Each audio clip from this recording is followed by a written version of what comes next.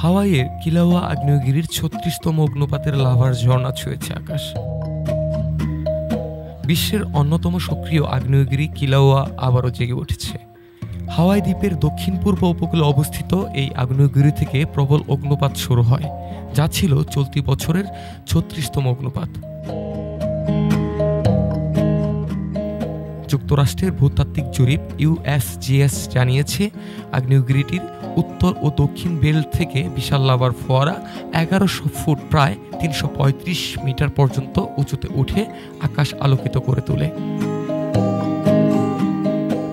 অগ্নুপাতের সময় এলাকার ভূমি তীব্রভাবে কেঁপে ওঠে, গরম লাভার বাষ্প ও ছাই চারদিকে ছড়িয়ে পড়ে। ড্রোন ফুটেজে দেখা যায় উজ্জ্বল কমলা লাল লাভা ধীরে ধীরে গহ্বরের কিনারা বেয়ে গড়িয়ে পড়ছে, আর তার চারপাশ ধোঁয়ার স্তর তৈরি হয়েছে।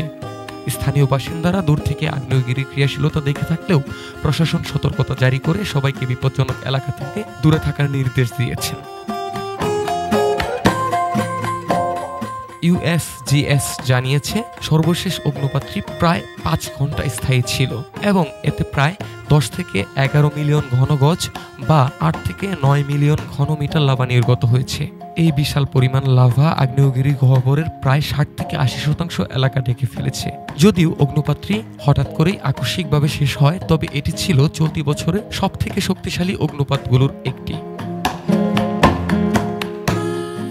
বিজ্ঞানীরা জানাচ্ছেন, বর্তমান অগ্নুপাতের চক্রটি শুরু হয়েছিল ২০২৪ সালের ২৩ ডিসেম্বর এবং তখন থেকে এটি সংক্ষিপ্ত কিন্তু ঘন ঘন অগ্নুপাতের ধারা বজায় রেখেছে। প্রতিটি অগ্নুপাত সাধারণত একদিন বা তারও কম স্থায়ী হয় এবং কয়েকদিন বিরতি দিয়ে আবারও শুরু হয়। হাওয়াই বিশ্ববিদ্যালয়ের গবেষকরা বলছেন, এই ধরনের ক্ষণস্থায়ী কিন্তু তীব্র অগ্নুপাত কিলাউয়ার জন্য স্বাভাবিক, কারণ এটি পৃথিবীর অন্যতম সক্রিয় আগ্নেয়গিরি।